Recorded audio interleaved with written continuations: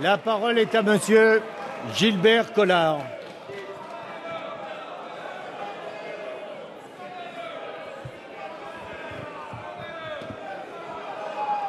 Allez, s'il vous plaît, on écoute monsieur Collard. Là, je suis pour rien. Hein. Non, mais commencez.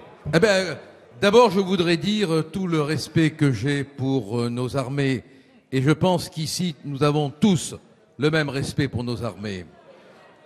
Ma question s'adresse à monsieur le ministre des Affaires étrangères. Je crois qu'il n'est pas là.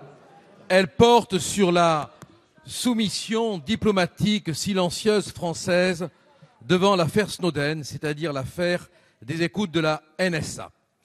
Monsieur le ministre, êtes-vous prêt à exiger des États-Unis l'adhésion à un code de bonne conduite ou bien êtes-vous prêt à envisager la suspension de la négociation du traité transatlantique?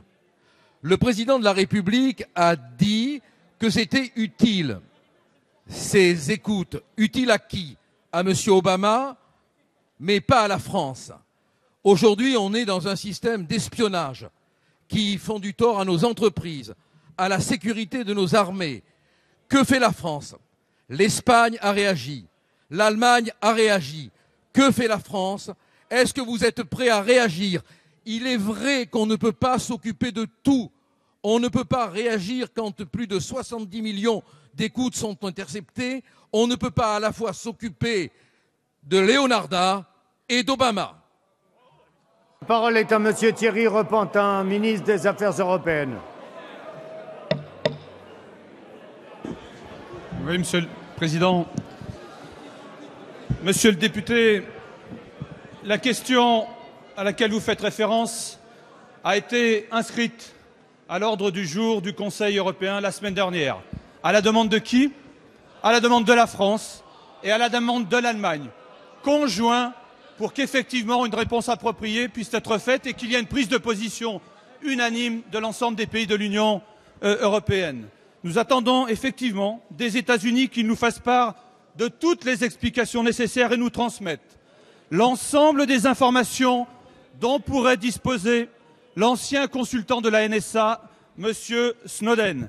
Le président Obama, comme le secrétaire d'État Kerry, ont confirmé leur volonté de travailler avec nous pour établir les faits et la portée de ces activités de surveillance. Toute la lumière doit être faite et nous y veillerons.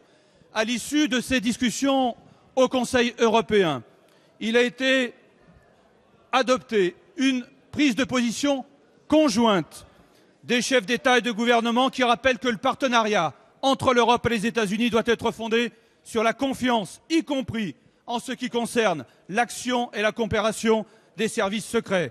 En outre, la déclaration prend acte de l'intention de la France et de l'Allemagne de négocier directement avec les États-Unis un accord ouvert aux autres pays de l'Union européenne qui le souhaiteraient sur les relations mutuelles dans ce domaine d'ici la fin de l'année 2013. Je précise par ailleurs qu'un règlement européen sur la protection des données est en cours d'élaboration et qu'il a été pris l'engagement la semaine dernière qu'il serait adopté au plus tard à la fin de l'année prochaine. Vérité, rétablissement de la confiance, mise en place à l'échelle européenne d'une législation protectrice, la France ne transigera sur aucun de ces principes.